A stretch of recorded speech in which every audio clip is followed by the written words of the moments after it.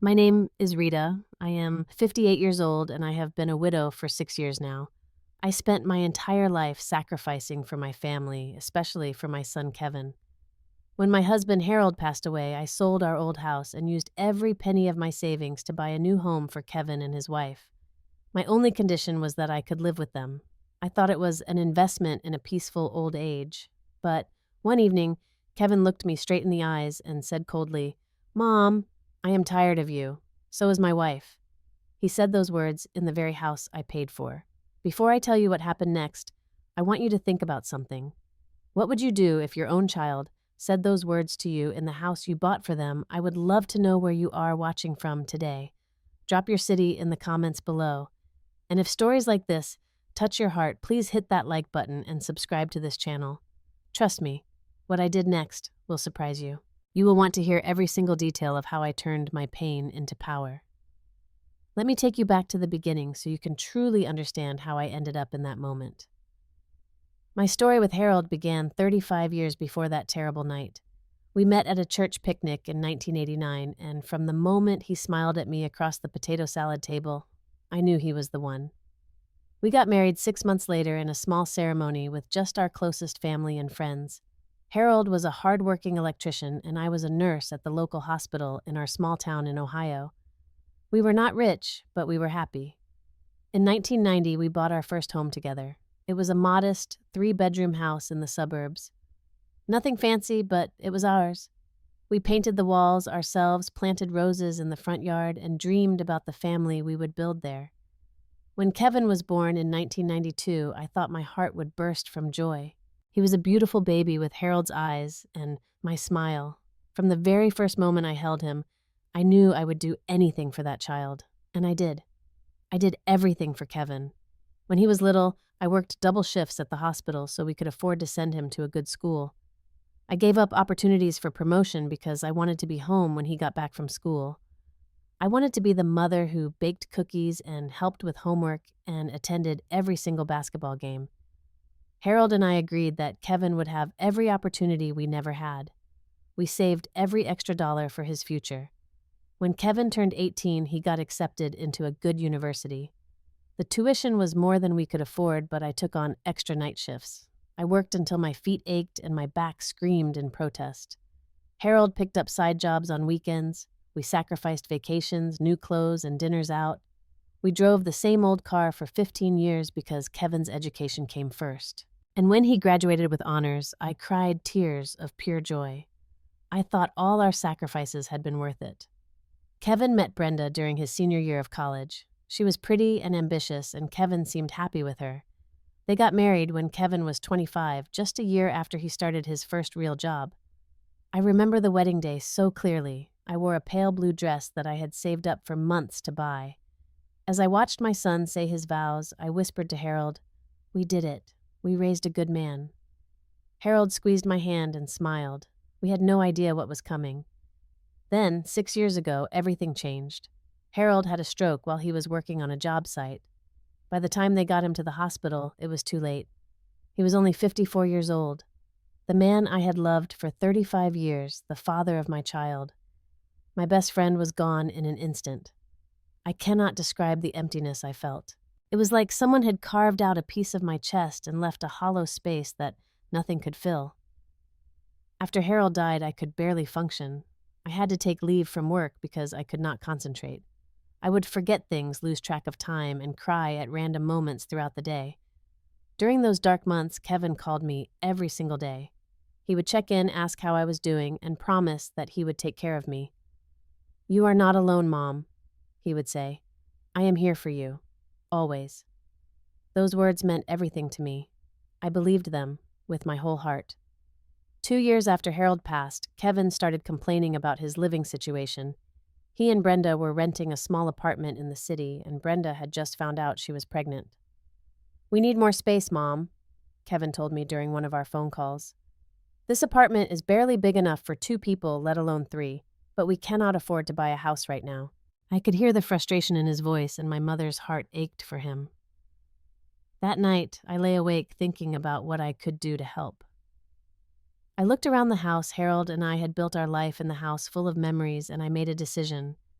I would sell it. I would sell everything and use the money to buy Kevin and his family a proper home.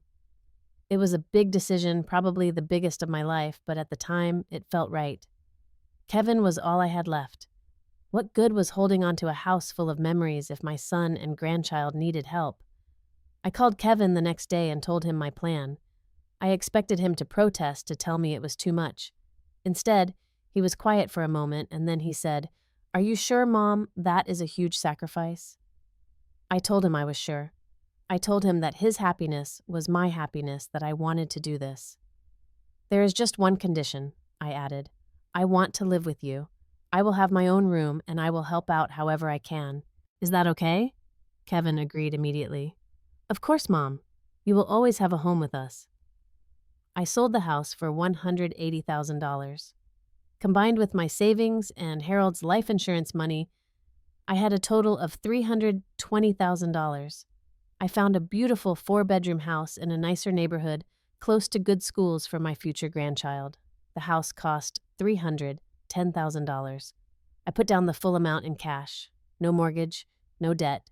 I put the deed in my name, planning to transfer it to Kevin eventually, once we settled in. The day we moved in, I felt hopeful for the first time since Harold died.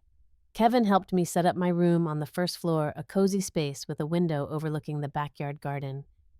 Brenda seemed grateful, even warm. She hugged me and said, "Thank you so much, Mom. We could not have done this without you." I remember thinking that maybe everything would be okay. Maybe this was the start of a new chapter, a happy chapter, where I would be surrounded by family and love. For the first year, things were good. When Tyler was born, I was right there helping Brenda through those exhausting newborn days.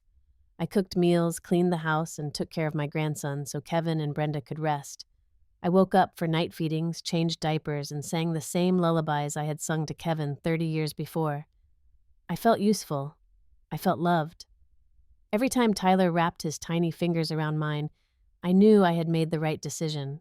But looking back now, I realize I was so desperate to feel needed that I ignored the early warning signs. I ignored the small comments, the subtle shifts in tone, the looks exchanged between Kevin and Brenda when they thought I was not watching. I told myself I was imagining things. I told myself that everything was fine. After all, why would my own son, the boy I had sacrificed everything for, ever treat me as anything less than family?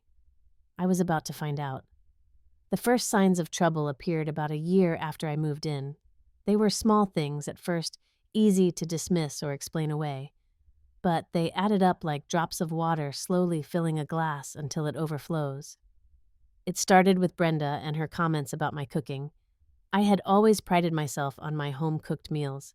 Harold used to say my pot roast was the best he had ever tasted. So when I made dinner for the family, I expected them to enjoy it. But Brenda started picking at her food, pushing it around her plate with her fork. "There is too much salt in this, Mom," she said one evening, not looking up from her plate.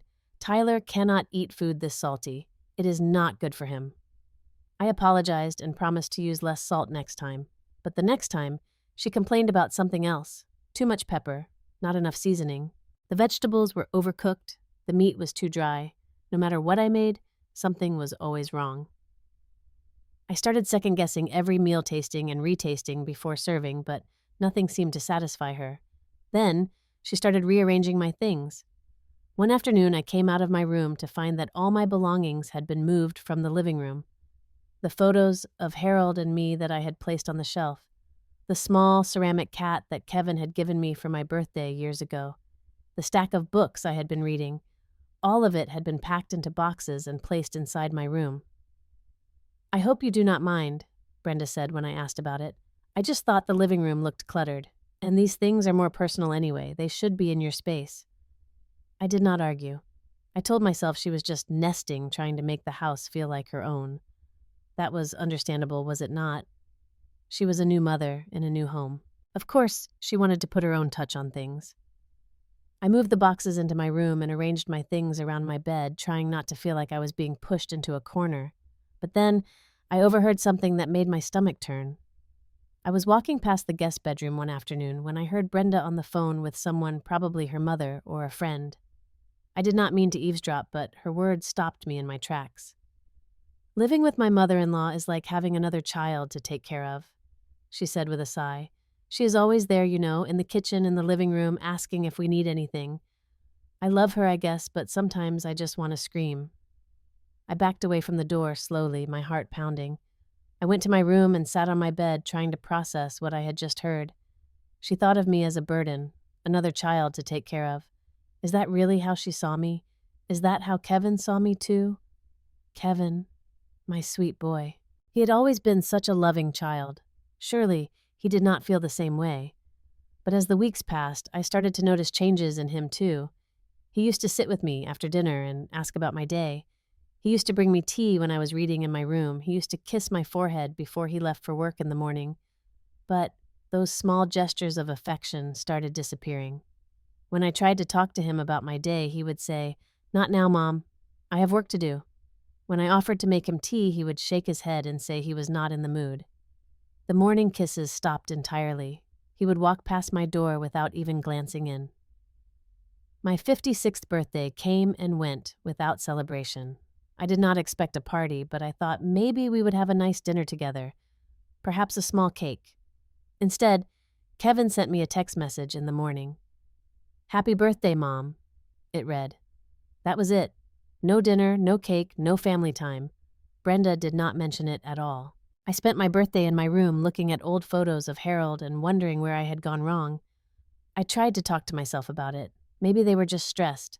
Kevin had a demanding job and Brenda was busy with Tyler. New parents are always exhausted. They probably did not mean to neglect me. They probably just had too much on their plates. I decided to be more understanding, more accommodating. I would stay out of their way, make myself useful without being intrusive. So I started waking up earlier to cook breakfast before anyone was awake. I cleaned the house while they were at work, making sure everything was spotless when they came home. I offered to babysit Tyler anytime they needed, no questions asked. I thought if I just tried harder, if I just gave more, they would see how much I loved them. They would appreciate me again. But my efforts seemed to backfire. The more I did, the more invisible I became. Brenda stopped thanking me for cooking and cleaning. Kevin stopped noticing the little things I did around the house. It was as if my contributions were expected, taken for granted, rather than appreciated. I was not a mother anymore. I was not even a guest. I was just there like a piece of furniture that had always been in the room. Then came the incident with Tyler. It was a Tuesday afternoon, and I was watching my grandson while Kevin and Brenda were at work. Tyler was 3 years old by then, full of energy and curiosity. He loved playing in the backyard, running around the garden and chasing butterflies. I was sitting on the porch watching him with a smile on my face when it happened. Tyler tripped over a root near the rose bushes and fell. He let out a cry, and I rushed over immediately. When I picked him up, I saw that he had scraped his knee. It was a small wound, just a bit of skin peeled back with a tiny drop of blood. Nothing serious. I cleaned it up, put a bandage on it, and gave him a cookie to make him feel better. By the time Kevin and Brenda came home, Tyler had completely forgotten about it, but Brenda had not. The moment she saw the bandage on Tyler's knee, her face changed. "What happened?" she demanded, her voice sharp. I explained calmly. He had tripped and fallen. It was just a small scrape. He was fine now, but Brenda acted like I had committed a crime. "How could you let this happen?" she said, her voice rising. "You were supposed to be watching him. He is just a child. He needs constant supervision." I tried to defend myself. Children fall down. It happens. I had been watching him carefully, but accidents occur. Kevin stood beside Brenda, saying nothing. I looked at him, waiting for him to back me up to tell his wife that she was overreacting, but he just looked at the floor. "Mom," he finally said, "you need to be more careful." Those words hit me like a slap. After everything I had done, after all the hours I had spent caring for Tyler, feeding him, bathing him, reading him bedtime stories, this was what I got. Blame, criticism, and from my own son, no less. That night, I cried in my room for the first time since moving in. I lay in bed and let the tears stream down my face, soaking my pillow. I thought about Harold, about how different things would be if he were still here. He would never have let anyone treat me this way. He would have stood up for me. But Harold was gone, and I was alone. For the first time, I started to question my decision to buy this house. Had I made a terrible mistake? Had I given up everything only to be treated like a burden in my own home? The doubt crept into my mind and refused to leave, but I was not ready to give up yet. I told myself that things would get better. Every family goes through rough patches. We just needed time. We just needed to communicate better. I would try harder, be more patient, give them more space. Maybe then they would see how much I loved them. Maybe then they would love me back. I had no idea how wrong I was. Things did not get better. They got worse, much worse. After the incident with Tyler's scraped knee, Brenda's attitude toward me changed dramatically. It was as if she had decided I was incompetent, incapable of doing anything right. She started taking over tasks that had been mine, not out of kindness, but out of what felt like a desire to push me aside. One morning, I woke up early to make breakfast as usual, but when I got to the kitchen, Brenda was already there, standing in front of the stove. "Oh, Mom," she said without turning around. "I have got this. You do not need to cook anymore." I stood in the doorway, confused. "But I do not mind. I like cooking for the family." Brenda finally turned to look at me. Her smile did not reach her eyes. "I know, but you should rest. You are getting older, and kitchens can be dangerous, all those hot pans and sharp knives. We do not want you to hurt yourself." The words sounded caring, but the message was clear. She was pushing me out of my own kitchen, the kitchen in the house I had bought. I wanted to argue to remind her whose home this was, but I saw Kevin watching from the hallway, and he did not say anything in my defense, so I swallowed my pride and went back to my room. But that was just the beginning. Brenda started taking over more and more of my responsibilities each time with the same false concern for my well-being. She stopped letting me do laundry. "The machines are too complicated, Mom. Let me handle it." She stopped letting me clean. "You should not be on your knees scrubbing floors at your age." She even stopped letting me garden, the one hobby that brought me peace. "The sun is too strong. You might get heat stroke." One by one, she stripped away everything that made me feel useful. And with each task she took, I felt more and more like a stranger in my own home. Then came the day she changed the Wi-Fi password. It seems like such a small thing, but it felt like a slap in the face. I had a tablet that Harold gave me before he passed, and I used it to video call with Dorothy, my oldest friend. One evening, I tried to connect, but the Wi-Fi would not work. I asked Brenda about it the next morning. "Oh, we changed the password," she said casually. "Security reasons. Did you need it?" I said yes, I needed it to call my friend. Brenda promised to write it down for me, but she did not. One day passed, then 2, then 3. Every time I asked, she had an excuse. She forgot. She was busy. She would do it later. On the third day, I finally pressed her. "Brenda, I really need the Wi-Fi password. Dorothy is worried about me." Brenda looked up from her phone with a sigh. "Fine, Mom, I will write it down, but honestly, it is not like you use the internet that much anyway." Those words stung more than they should have. She was right that I did not use technology much, but that was not the point. The point was that she did not think my needs mattered. She did not think I mattered. The isolation grew worse as the months passed. Brenda stopped inviting me to eat with the family. Instead, she would bring a tray of food to my room.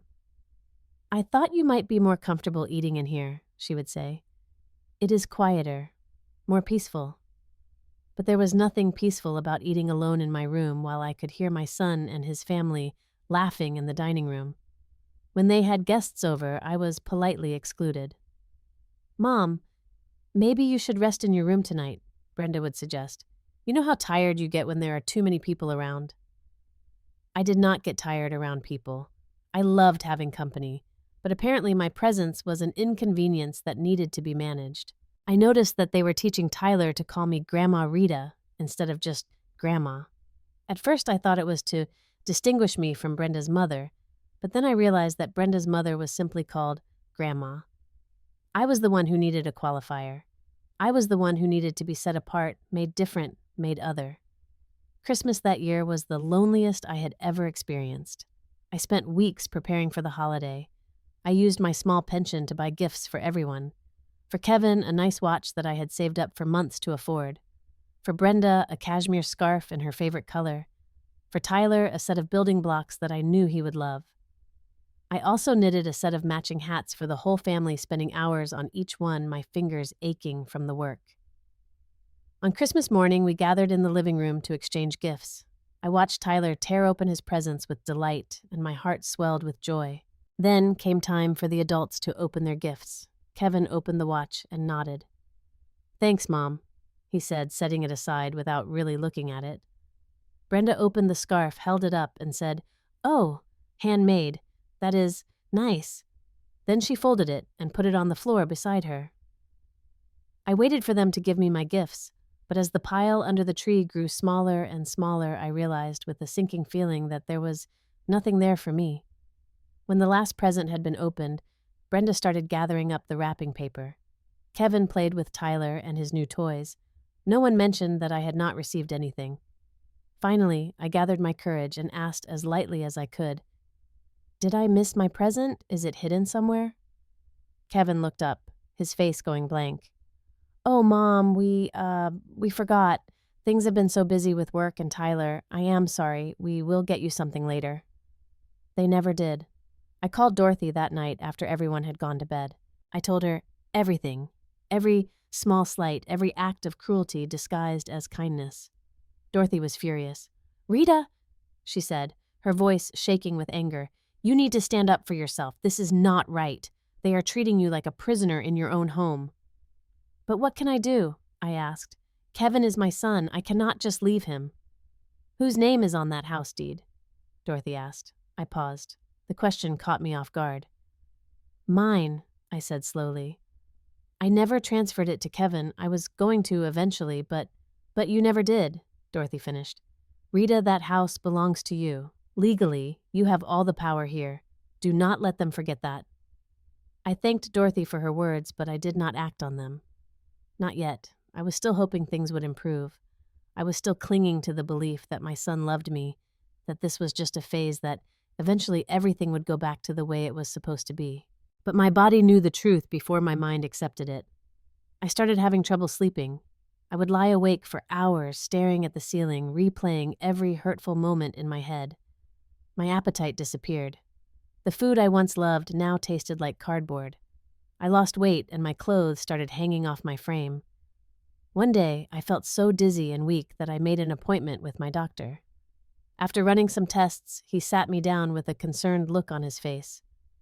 "Mrs. Rita," he said gently, "there is nothing physically wrong with you, but I believe you are showing signs of mild depression.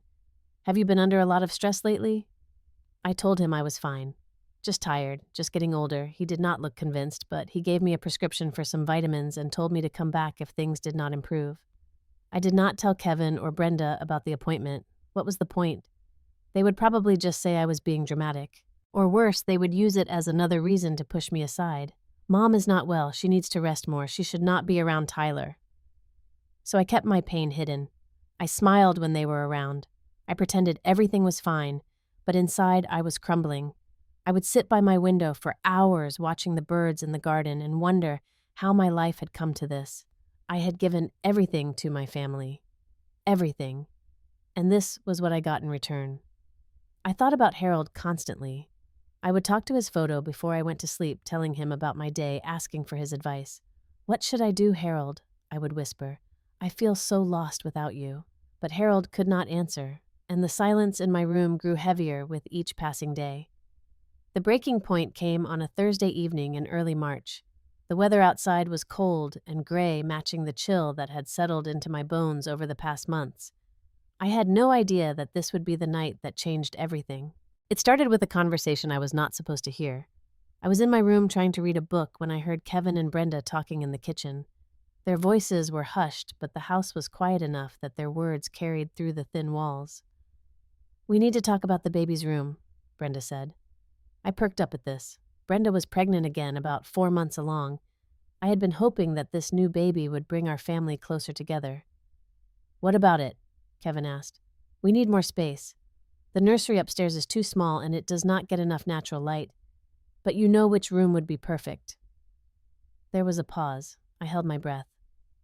"Mom's room," Kevin said quietly. "Exactly. It is on the first floor, it has that beautiful window, and it is the biggest room in the house besides ours. It would be perfect for the baby."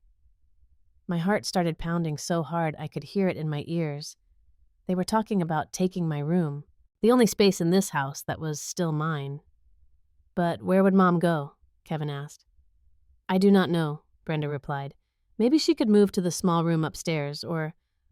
Honestly, Kevin, I have been thinking, maybe this arrangement is not working anymore. My mother knows a really good nursing home not too far from here. They take excellent care of the residents. Rita would probably be happier there with people her own age. A nursing home.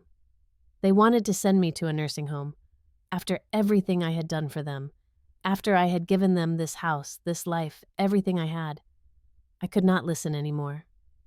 I got up from my bed and walked out of my room.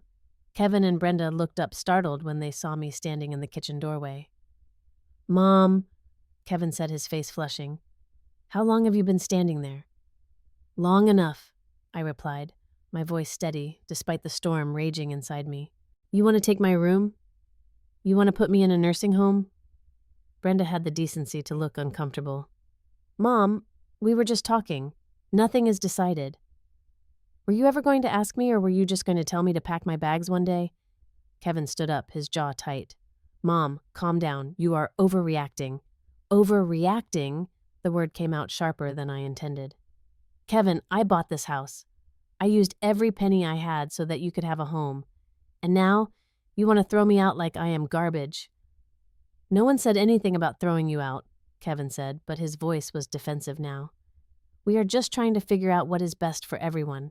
What is best for everyone, or what is best for you and Brenda? There was a long, heavy silence. Brenda looked at Kevin, then back at me. Mom, she said slowly, I think we need to have an honest conversation here. This arrangement, it is not working, for anyone. You must feel it too. I stared at her. What do you mean? I mean that living together was a nice idea, but the reality is different. We all need our own space. We all need our own lives, and frankly, she paused, glancing at Kevin for support. Frankly, we feel like we cannot breathe with you here all the time. The words hit me like a punch to the gut. Kevin, I said, turning to my son, is this how you feel too? Kevin did not meet my eyes. He stared at the floor, his hands shoved in his pockets like a teenager being scolded. Mom, Tell me the truth. Do you want me to leave? The silence stretched on forever. Finally, Kevin looked up, and the coldness in his eyes made me take a step back. Mom, he said, his voice flat, I am tired of you. Brenda is tired of you. We all are. You are always here, always watching, always making us feel guilty for living our own lives. I cannot breathe in my own house. The words hung in the air between us like a physical thing. I felt like the floor had disappeared beneath my feet. This was my son. The baby I had held in my arms, the boy I had sacrificed everything for, and he was telling me he was tired of me. Your house, I heard myself say, my voice barely above a whisper. Kevin, this is my house. My name is on every document. I paid for every brick, every window, every inch of this place. Kevin laughed, but there was no humor in it. Legally, maybe, but we both know you bought it for us. You cannot just hold that over our heads forever. You cannot use that to control us. I have never tried to control anyone. I just wanted to be part of this family. Brenda stepped forward. Mom, maybe it is time for you to find your own place. It would be better for everyone, including you. I looked between them, searching for some sign of the son I had raised, the family I had dreamed of. But all I saw were two strangers who wanted me gone. I see, I said quietly. I understand now. I turned and walked back to my room. I closed the door behind me and stood in the darkness, my whole body shaking. I walked to my dresser and picked up the photo of Harold and me on our wedding day. We looked so young, so happy, so full of hope for the future. Harold, I whispered, what do I do now? The tears came then, silent and endless. I sat on my bed and cried until I had nothing left. Every memory, every sacrifice, every moment of love I had poured into Kevin came flooding back. The night shifts, the empty savings account, the house I had given up, the life I had left behind. All of it for nothing. But as the hours passed and the tears dried, something else started to emerge from the pain. Something I had not felt in a very long time. Anger. Not the hot, explosive anger that makes you say things you regret. This was different. This was cold, quiet, and absolutely clear. It was the anger of a woman who had finally seen the truth. I lay awake all night staring at the ceiling, and as the first light of dawn crept through my window, I made a decision. I would not beg for my son's love. I would not shrink myself even smaller to fit into a family that did not want me. I would not go quietly to some nursing home to die alone and forgotten. I would do something I should have done a long time ago. I would fight back. The next morning, I woke up with a sense of purpose I had not felt in years. For the first time, since Harold died, I knew exactly what I needed to do, and I was not going to let anyone stop me. The first call I made was to Dorothy. She answered on the second ring. "Rita, are you okay? It is barely 7 in the morning. Dorothy, I need to see you today. Can you meet me for coffee?" There was concern in her voice when she answered. "Of course. Is everything all right?" "No," I said honestly, "but it is going to be." I met Dorothy at a small cafe downtown, far from the neighborhood where Kevin might see us. Over cups of steaming coffee, I told her everything that had happened. The conversation about my room, Kevin's cold words, the suggestion that I go to a nursing home. Dorothy listened with her hands clenched around her coffee cup, her face growing redder with each detail. When I finished, she let out a breath that was almost a growl. "That ungrateful boy," she said, shaking her head. "After everything you did for him, after you gave him your entire life, this is how he repays you." "I know," I said, "and I am done crying about it. Dorothy, I want to fight back, but I do not know how." Dorothy leaned forward, her eyes sharp. "Remember what I said about the house, about whose name is on the deed?" I nodded. "It is still mine. I never transferred it." "Then you have all the power, Rita. You bought that house with your money. You can sell it whenever you want. Kevin and Brenda have no legal claim to it." The thought had crossed my mind during my sleepless night, but hearing Dorothy say it out loud made it feel real. I could sell the house. I could take back what was mine. "But where would I go?" I asked. "I have nowhere else." Dorothy smiled. "Actually, that is not true. Do you remember Linda, your niece in Portland?" Of course, I remembered Linda. She was my younger sister, Margaret's daughter. Margaret had passed away from cancer 5 years ago, and Linda and I had grown closer since then. She called me on holidays and sent me photos of her garden. She had even invited me to come visit her several times. "Linda has a spare room," Dorothy said. "She has mentioned it before. She would love to have you stay with her." A spark of hope flickered in my chest. Portland, a new city, a new life, far away from Kevin and Brenda, far away from the pain. "But even if I sell the house," I said, "Kevin and Brenda will try to stop me. They will make my life miserable." "Not if they do not know," Dorothy replied with a gleam in her eye. "Rita, you do not owe them any warnings. You do not owe them anything. Sell the house quietly, make your plans, and leave when everything is ready. By the time they realize what happened, you will be gone." It was a bold plan, a risky plan, but as I sat there in that cafe watching the morning light stream through the windows, I realized it was the only plan that made sense. "I need a lawyer," I said. Dorothy grinned. "I know just the person." The next day, I met with Mr. Patterson, a lawyer Dorothy had known for years. He specialized in real estate and elder rights, and he listened to my story with a sympathetic ear. "Mrs. Rita," he said after I finished, "I am very sorry for what you have been through, but legally, your position is strong. The house is in your name. You have every right to sell it without your son's consent. Is there anything he can do to stop me?" "Not unless he can prove that you are mentally incompetent, which clearly you are not. As long as you are of sound mind, you can do whatever you want with your property." I felt a weight lift off my shoulders. "Then I want to sell it, as soon as possible." Mr. Patterson nodded. "I have a client who might be interested. His name is Marcus. He is a real estate investor looking for properties in your area. I can set up a viewing for him this week if you would like." I agreed immediately. We arranged for Marcus to see the house on Wednesday when Kevin and Brenda would both be at work. I would give him a tour, show him the property, and hope that he liked what he saw. Wednesday came, and I found myself pacing nervously by the front door. When Marcus arrived, I was surprised to see a friendly man in his 40s with a warm handshake and kind eyes. He walked through the house, nodding approvingly at the spacious rooms, the modern kitchen, the beautiful backyard. "This is a lovely home," he he said. "You have taken good care of it." I thanked him, trying to keep my voice steady. He did not know the pain these walls had witnessed. He did not know the tears that had soaked into the carpet of my bedroom. To him, it was just a house, but to me it was the tomb of all my hopes and dreams. At the end of the tour, Marcus turned to me with a smile. "Mrs. Rita, I would like to make an offer. $340,000 cash. We can close within 30 days. $340,000. That was more than I had paid for it. The house had appreciated in value just as the real estate market had predicted.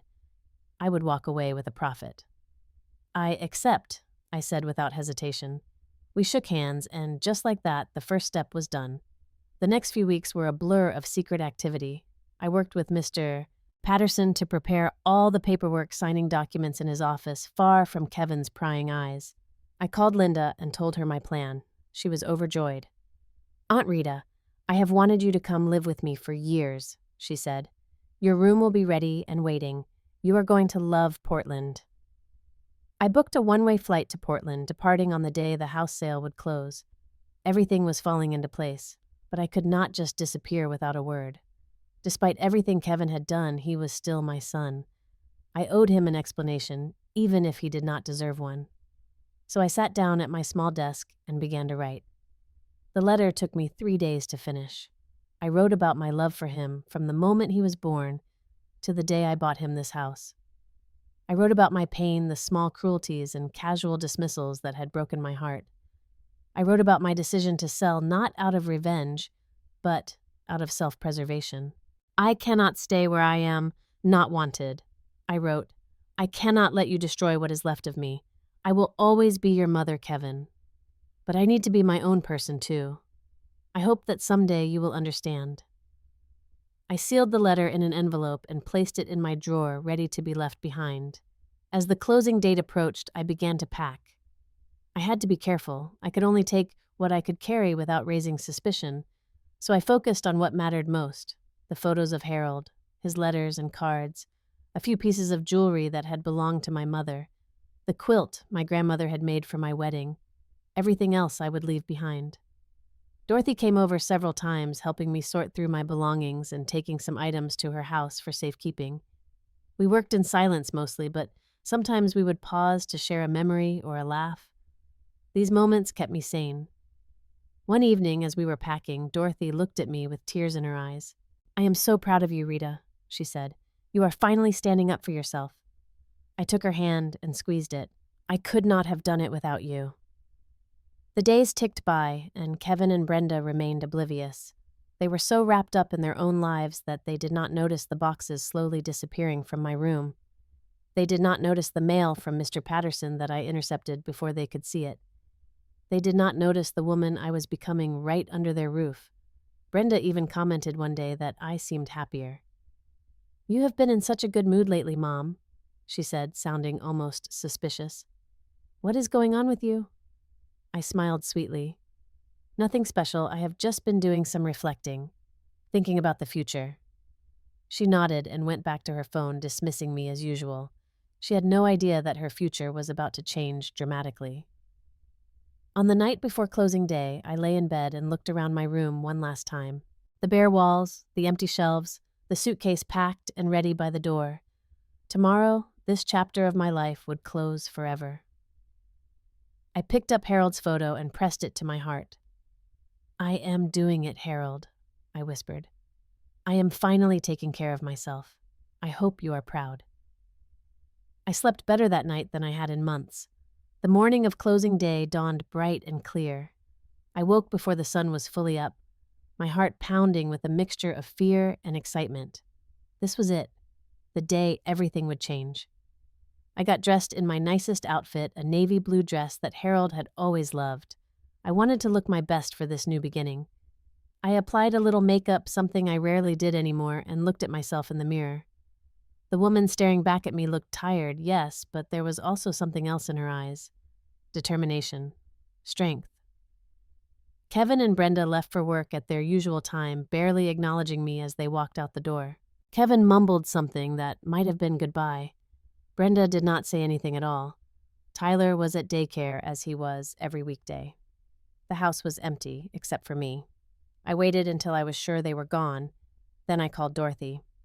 "It is time," I said. "I will be there in 20 minutes," she replied. While I waited, I did one final walkthrough of the house. I touched the walls that I had helped paint. I stood in the kitchen where I had cooked hundreds of meals for my ungrateful family. I looked out the window at the garden I had tended with such care. Goodbye, I thought. Goodbye to all of it. Dorothy arrived exactly when she said she would. Together, we loaded my suitcase and the last few boxes into her car. Then I went back inside for one final task. I walked to the dining room table and placed the letter I had written for Kevin in the center. Next to it, I put a copy of the sale agreement so there would be no confusion about what had happened. I wanted Kevin to know the truth. I wanted him to understand. I stood there for a moment looking at the letter. Part of me wanted to tear it up, to leave without a word, to let Kevin wonder for the rest of his life what had happened to his mother. But that was not who I was. Despite everything, I still loved my son. I just could not let that love destroy me anymore. "Goodbye, Kevin," I whispered to the empty room. "I hope you find what you are looking for." Then I turned and walked out the front door for the last time. Dorothy drove me to Mr. Patterson's office where Marcus was already waiting. The signing took about an hour. Papers were passed back and forth, signatures were collected, and finally the deed was transferred. Marcus handed me a cashier's check for $340,000. I stared at the check in my hands, hardly believing it was real. This piece of paper represented my freedom, my future, my new life. "Congratulations, Mrs. Rita," Mr. Patterson said with a warm smile. "You are officially the former owner of that property." I thanked him, and Marcus, both then. Dorothy drove me to the airport. We did not talk much during the ride. There was too much to say and not enough time to say it. When we pulled up to the departure terminal, Dorothy parked the car and turned to me with tears streaming down her face. "I am going to miss you so much," she said. "I am going to miss you too," I replied, my own tears falling now. "But this is not goodbye forever. You will come visit me in Portland, and I will come back to see you. This is just the beginning of a new adventure." We hugged for a long time, two old friends who had seen each other through the best and worst of times. Then I grabbed my suitcase, waved one last goodbye, and walked into the airport. The flight to Portland was 4 hours long. I spent most of it looking out the window, watching the country pass beneath me. Ohio, with all its memories and pain, grew smaller and smaller until it disappeared entirely. I was leaving it all behind: the house, the betrayal, the son who had broken my heart. When the plane touched down in Portland, I felt something shift inside me. I was not the same woman who had boarded that flight in Ohio. That woman had been beaten down, worn out, and ready to give up. But the woman who stepped off the plane in Portland was different. She was a survivor, a fighter, a woman who had finally learned to put herself first. Linda was waiting for me at the arrivals gate, holding a sign that said, "Welcome home, Aunt Rita." When she saw me, she ran over and threw her arms around me. "I am so glad you are here," she said, laughing and crying at the same time. "I have been waiting for this day for so long." "So have I," said, hugging her back. "So have I." At that exact moment, back in Ohio, Kevin and Brenda were just getting home from work. They walked through the front door, calling out for Tyler's babysitter to bring him from the living room. Then they saw the letter on the dining room table. Kevin picked it up, frowning. He recognized my handwriting. He opened the envelope and began to read. I was not there to see his face as the truth sank in. I was not there to hear Brenda's scream of disbelief when she realized what had happened. But I can imagine it, the shock, the anger, the dawning realization that they had pushed me too far. Kevin called my phone, but the number was no longer in service. I had changed it the day before. Brenda called Mr. Patterson's office demanding answers. The lawyer simply confirmed what the documents already said. The sale was legal. The house belonged to Marcus now. They had 2 weeks to move out. I heard later from Dorothy that Kevin showed up at her door that evening, frantic and furious. "Where is she?" he demanded. "Where did my mother go?" Dorothy looked at him coldly. "You had her for 58 years, she said, "and you threw her away like she meant nothing. Now live with that." Then she closed the door in his face. 3 months passed. I settled into my new life in Portland with Linda. I had my own room painted a cheerful yellow with a view of Linda's beautiful garden. I joined a book club at the local library. I made new friends, women my own age who enjoyed gardening and cooking and long conversations over tea. I started taking watercolor classes, something I had always wanted to do but never had time for. For the first time in years, I was happy. Then, one evening, I was checking my old email account, the one I had kept just in case. There was a message from Kevin. My finger hovered over the delete button, but something made me open it instead. Mom, it read, I am so sorry. I was wrong, I was selfish and cruel, and I did not appreciate you until you were gone. Brenda and I have separated. She blamed me for losing the house, and maybe she was right to. Tyler keeps asking where Grandma is. He misses you. I miss you. Please, Mom, please come back. I promise things will be different. I read the email 3 times. Then I closed my laptop and sat in silence for a long while. But another part of me, the part that had grown stronger over the past 3 months, knew better. Kevin had hurt me deeply. He had made me feel worthless and unwanted in my own home. One email, no matter how sincere, could not erase all that pain. I opened my journal and began to write. Forgiveness is a journey, not a destination, I wrote. I will get there someday, but not today. Today, I choose myself. I closed the journal and looked out at the garden where the last light of day was painting everything gold. I thought about Harold, about the life we had built together, about the son we had raised. I thought about all the years I had spent giving and giving until I had nothing left. And I realized something important. My story was not over. It was just beginning. A year has passed since I left Ohio. A year of healing, growing, and learning to live again. It has not been easy. There are still days when I wake up with an ache in my chest, missing the son I used to know, the family I thought I had. But those days are fewer now, and the good days far outnumber the bad. My life in Portland is everything I never knew I needed. Linda has become more than a niece to me. She is a friend, a confidant, a daughter of the heart. We cook together in the evenings, trying new recipes and laughing at our failures. We tend the garden on weekends, our hands in the soil, surrounded by the flowers that Linda's mother, my sister, Margaret, would have loved. I joined a support group for people my age who have experienced family estrangement. It was Dorothy who suggested it, and I am so grateful she did. In that small room, surrounded by others who understood my pain, I realized I was not alone. There are so many of us, parents who gave everything to their children only to be cast aside when we were no longer useful. We share our stories, our tears, and our triumphs. We remind each other that our worth is not defined by how others treat us. I have taken up painting. Every Tuesday morning, I go to a class at the community center where a patient teacher named Gloria guides us through watercolors and acrylics. I am not very good yet, but that is not the point. The point is that I am doing something for myself, something I love, something that has nothing to do with taking care of anyone else. I have also started traveling. With the money from the house sale, I finally have the means to see the places Harold and I always dreamed about. Last spring, I went to the Grand Canyon. I stood at the edge and wept, not from sadness, but from awe. The world is so vast and beautiful, and for so long I had confined myself to such a small corner of it. This fall, I am planning a trip to Italy. I want to see the vineyards of Tuscany, the canals of Venice, the art of Florence. Harold and I had always talked about going. Now I will go for both of us. As for Kevin, we have slowly rebuilt a relationship, though it looks nothing like what we had before. About 6 months after I left, I finally replied to his email. I told him that I forgave him not because he deserved it, but because I needed to let go of the anger that was weighing me down. Forgiveness. I have learned is not about the other person. It is about freeing yourself. We talk on video calls now once or twice a month. He tells me about Tyler and his new baby daughter, Emma.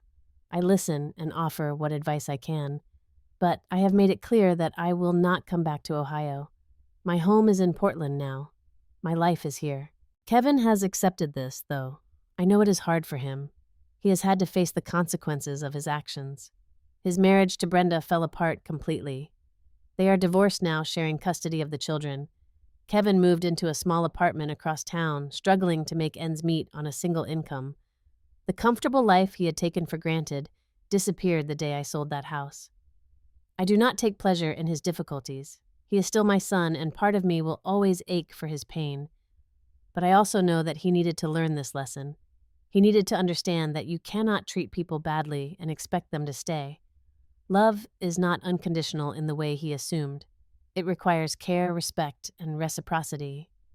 Sometimes late at night, I think about what might have happened if I had not found the courage to leave. I imagine myself still in that house, shrinking smaller and smaller until there was nothing left, eating alone in my room, being told I was a burden. Watching my son look through me like I did not exist, the thought makes me shudder. But that is not my reality. My reality is this: a cozy room with yellow walls, a garden full of flowers, friends who value me, and a life that is finally truly mine. I want to share something with you if you are still listening, something I wish I had known years ago. Your worth is not measured by how much you give to others. Your worth is not determined by whether your children appreciate you, whether your spouse acknowledges you, whether the world sees your sacrifices. Your worth is inherent. It is yours simply because you exist. I spent 58 years believing that my value came from what I could do for my family. I worked myself to exhaustion. I gave until my hands were empty and my heart was hollow. And when there was nothing left to give, they wanted me gone.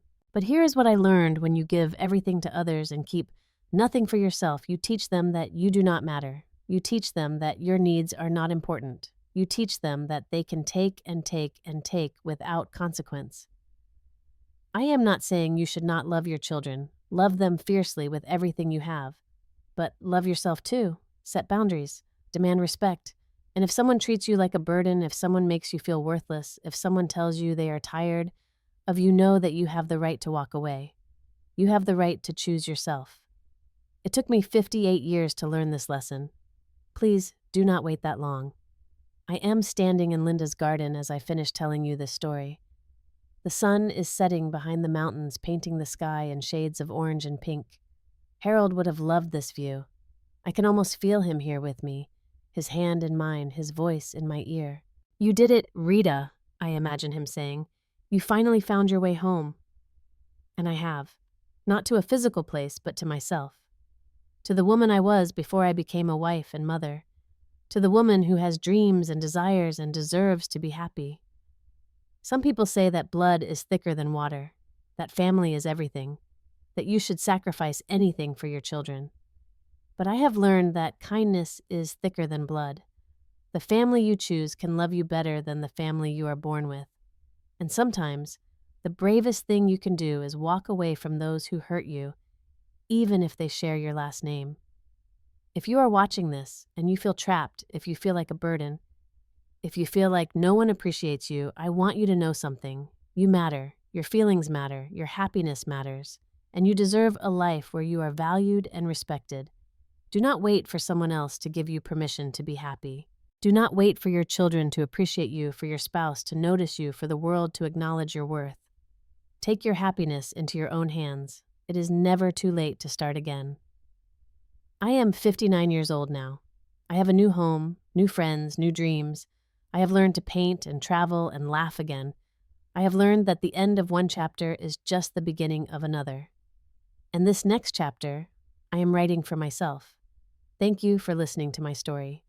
Thank you for being here with me, for sharing this journey from pain to healing, from despair to hope. Now I have a question for you. Have you ever had to stand up for yourself against someone you loved? Have you ever had to walk away to save yourself? I would love to hear your story. Please share it in the comments below. Let us support each other, learn from each other, and remind each other that we are not alone. If this story touched your heart, please hit that like button. It helps more people find these stories and know that they are not alone in their struggles. And if you have not already, please subscribe to this channel and share this video with someone who might need to hear it. You never know whose life you might change. Thank you again for watching. I am sending you love and strength wherever you are in the world. Remember, you are worthy of love and respect. Never settle for less, and never ever forget that it is never too late to start a new chapter. Until next time, take care of yourselves and take care of each other.